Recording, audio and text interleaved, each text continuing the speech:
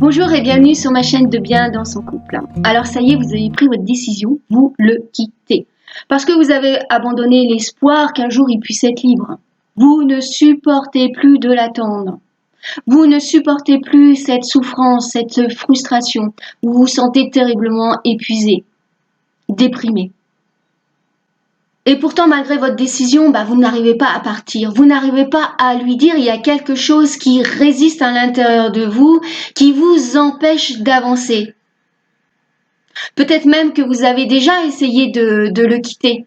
Et puis au bout de quelque temps, vous êtes revenu vers lui. Et donc là, vous avez des doutes de pouvoir y arriver.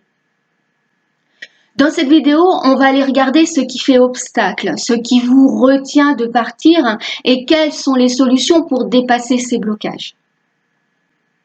Bonjour, je m'appelle Isabelle Lefrançois, je suis Gestalt thérapeute et j'accompagne toutes les personnes qui veulent reprendre les rênes de leur vie amoureuse. N'hésitez pas à aller voir dans la barre d'infos, j'ai créé un tout nouvel atelier sur comment rompre avec un homme marié. Alors lorsqu'on veut quitter notre hôte, lorsqu'on veut partir, ce qui nous empêche de passer à l'action, ce sont nos peurs. Elles sont souvent inconscientes. Parfois, on en connaît l'origine, mais voilà, c'est pas toujours le cas. Donc, dans un premier temps, ce que je vous propose, c'est d'aller regarder quelles sont les peurs qui peuvent nous retenir dans cette situation. Dans tout changement de vie, la première, c'est la peur de l'inconnu. Voilà, quitter son hôte, c'est quitter un quotidien que vous avez construit autour de cette relation. C'est un quotidien fait d'habitudes, d'une certaine routine. Par exemple, vous voyez tous les jeudis de chaque semaine. Vous vous envoyez des messages réguliers dans la journée. Voilà, ce quotidien, en fait, structure votre temps. Ce sont des repères sur lesquels vous pouvez vous appuyer. Et c'est quelque chose qui est rassurant et sécurisant pour votre mental. Lui, il adore les habitudes. Voilà, tout ce qu'il connaît, ça le rassure. Donc forcément, en partant, vous allez lâcher ce quotidien. Mais vous allez aussi lâcher tous les projets peut-être que vous aviez envisagés avec votre hôte. Tous les rêves que vous aviez envie de faire, tous les espoirs que vous aviez mis dans cette relation. C'est vous rendre compte aussi de toute la place que cette relation prenait dans votre vie. Donc forcément partir, il y a tout un pan de votre vie qui s'écroule. C'est forcément à un moment donné se confronter au vide que l'autre va laisser dans votre vie. Donc j'en arrive tout naturellement à la peur du vide, à la peur de se retrouver toute seule, à la peur aussi peut-être de ne pas pouvoir rencontrer une nouvelle personne. La rupture est active des blessures d'abandon auxquelles on a été confronté quand on était petit. Voilà, si vous avez souffert de carences affectives dans l'enfance, que vous ne vous êtes pas senti bien suffisamment soutenu, que vous deviez vous débrouiller toute seule, livrée à vous-même, vous n'avez pas pu construire à l'intérieur de vous de solides fondations dans la relation à l'autre, dans la relation affective. C'est quelque chose qui est fragile, d'où un manque de confiance et d'amour de soi, qui réapparaît dans la séparation. Alors, il y en a d'autres peurs ici, c'est pas de toutes les répertorier. Il y a aussi par exemple la peur de faire souffrir l'autre, surtout si vous l'aimez toujours. Voilà, par exemple les personnes qui se sentent responsables de la douleur des autres, ressentir de la culpabilité en voyant son autre souffrir, voilà, c'est quelque chose qui nous empêche d'y aller. Voilà, c'est pas facile. Donc on voit bien que ce sont nos peurs qui nous empêchent d'avancer. Mais qu'est-ce qui se passe précisément? Face à ces peurs, de façon alors complètement automatique et inconsciente, on va réagir. On va mettre en place en fait des stratégies de défense pour ne pas souffrir à nouveau. Donc par exemple, pour ne pas prendre le risque de se retrouver toute seule, on va se résigner. C'est-à-dire qu'on va continuer à accepter l'inacceptable. On va rester en mode victime, en rejetant par exemple la faute sur l'extérieur, en disant bah non mais c'est la fatalité en fait. C'est peut-être que je ne suis pas faite pour être heureuse. Ou alors voilà, on va dire c'est à cause de mon karma. On va continuer à entretenir de la rancœur, à nourrir le manque de confiance en soi et en la vie. Sauf qu'en se résignant, eh bien, on ne se respecte pas. On ne respecte pas non plus, voilà, les besoins essentiels et fondamentaux qui nous nourrissent. En plus, ça engendre eh bien, des problèmes physiques et psychologiques, comme des tensions, de la rumination, de l'épuisement et un chaos émotionnel, avec beaucoup de frustration, de colère, de déception, de tristesse, voire de déprime, de dépression. Alors une autre façon aussi de se défendre contre ces peurs, eh bien c'est tout simplement de les ignorer, de les mettre sous le tapis, d'avancer coûte que coûte. Voilà. Et là, du coup, on entre en résistance. Alors c'est quelque chose que je connais bien parce que c'est ma façon de fonctionner face aux peurs. Alors, qu'est-ce qui se passe quand on rentre en résistance avec ces peurs? Bien, en fait, il y a des parts à l'intérieur de nous qui ont envie d'avancer, die, die, die, on y va, on y va. Et puis, il y a aussi des parts qui ont peur et qui disent ah mais non, non, non, on n'y va pas, on n'y va pas, et qui freinent des cas de fer. Du coup, on se trouve en conflit à l'intérieur de soi. Voilà, on rentre en guerre à l'intérieur de soi, d'où le sentiment d'être toujours en lutte, dans le combat. En fait, on s'épuise là-dedans. Et au final, on n'avance pas forcément. Et puis les peurs sont toujours là. Elles ne disparaissent pas pour autant. Donc, aujourd'hui, j'ai de plus en plus conscience de ce fonctionnement-là, mais je dois quand même malgré tout être vigilante parce que c'est quelque chose qui est vraiment très automatique. Donc, il se met en place très facilement. Mon signal d'alerte, c'est quand voilà, je commence à m'épuiser. Et là, je me dis, oula, il y a quelque chose qui est pas juste, quoi. Donc, je me pose et je regarde ce qui est là. Donc, pour reprendre la peur de se retrouver toute seule ou d'être confrontée à son propre vide, pour ne pas vivre ça, eh bien, on va combler ce vide en se mettant dans une multitude d'activités. Ou alors en se gavant de nourriture, voilà, on se remplit de sucre, de chocolat, etc. Ou alors on va se remettre rapidement avec une nouvelle personne sans prendre le temps de faire son deuil de l'ancienne relation. Et là, on prend le risque bien de rejouer une histoire identique. Donc on voit bien que plus que nos peurs, en fait, ce sont nos stratégies de défense qui nous enferment, qui nous limitent, qui nous empêchent d'avancer. Elles nous empêchent certes de ressentir de la souffrance, mais pas de dépasser nos peurs. En fait, tant qu'on ne se confronte pas à nos peurs, eh bien, on tourne en rond, on n'avance pas. Et nous, ce que l'on veut, c'est avancer. C'est faire de nouvelles expériences.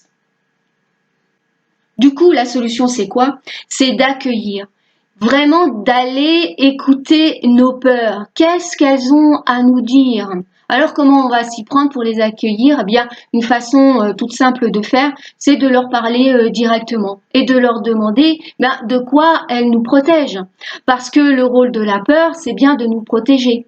Par exemple, avec la peur de se retrouver toute seule, il y a certainement derrière une blessure d'abandon ou de rejet.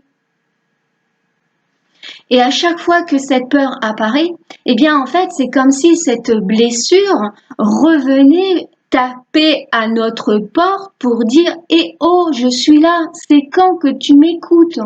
Donc là vous avez vraiment l'occasion en allant à la rencontre de votre peur, eh bien d'écouter enfin cette blessure à l'intérieur de vous.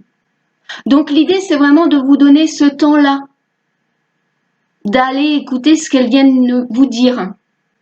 Le temps que vous vous donnez, c'est comme si vous mettiez en fait du baume sur votre petit cœur blessé. Le fait aussi de leur parler comme ça, alors ça peut paraître étrange parce que ça nous donne quand même le sentiment de se dissocier d'une partie de soi, mais c'est justement l'idée, c'est vraiment de prendre de la distance, du recul, de voir les choses sous un nouvel angle et de vous permettre de vous désidentifier bien de vos peurs, de vos blessures. Parce que nous ne sommes pas nos peurs ni nos blessures.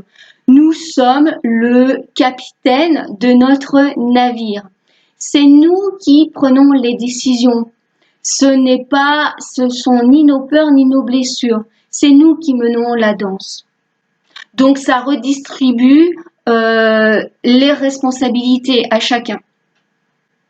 Une fois que vous avez accueilli écoutez vos peurs, il va s'agir de composer avec elles. Voilà, maintenant qu'elles sont en pleine lumière, il s'agit de faire avec ce qui est là, donc avec elles. Alors voilà l'astuce que moi j'utilise pour avancer avec mes peurs. Alors ça se passe en 4 étapes. La première étape, je me pose cette question. Donc je vais vous la poser. Si cette peur n'était pas là, qu'est-ce que vous feriez? À quoi vous aspirez? Cette question, en fait, elle va vous permettre de vous reconnecter à votre désir profond.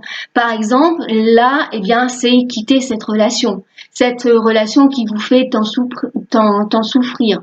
Voilà, enfin, vous vous permettez de vous choisir, de reprendre votre liberté et de vous donner tous les moyens pour rencontrer la personne qui vous correspond vraiment. La deuxième étape, c'est quelle est la pire chose qui pourrait vous arriver? Donc, en quittant votre autre, c'est par exemple de ne pas arriver à l'oublier, de ne pas arriver à combler le vide abyssal à l'intérieur de vous et du coup de risquer de retourner avec lui ou alors de vous engager avec quelqu'un d'autre et de rejouer la même relation. Troisième étape, je pense que là vous y attendez pas. Maintenant, préparez-vous à accepter le pire. Acceptez le fait que oui, c'est possible que vous retourniez vers votre ex. C'est une possibilité. Mais justement, le fait de mettre la lumière là-dessus, vous n'êtes plus dans le déni. Donc vous prenez moins le risque finalement de retourner vers lui. Et enfin, la quatrième étape, trouver comment améliorer le pire. Et alors c'est l'étape là que je préfère parce que vous allez chercher des solutions justement pour ne pas retourner vers le pire.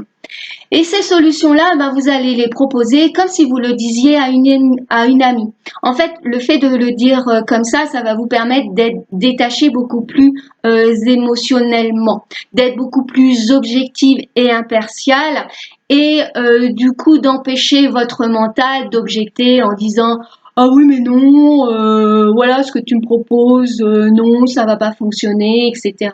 Blablabla.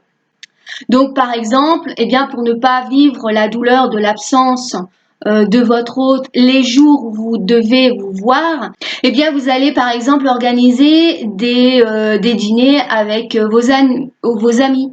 Même vous pouvez recréer un rituel avec eux. Par exemple, tous les jeudis soirs, on se fait une soirée jeu. Voilà. Ou alors, vous pouvez vous inscrire aussi, dans des cours de danse ou dans des clubs de sport si vous aimez le sport. L'idée c'est vraiment de recréer des rituels, des nouvelles habitudes sans votre hôte, mais faire vraiment des choses que vous aimez, qui ne vous donnent pas d'effort. Voilà, des choses qui vous font plaisir, qui vous nourrissent de l'intérieur.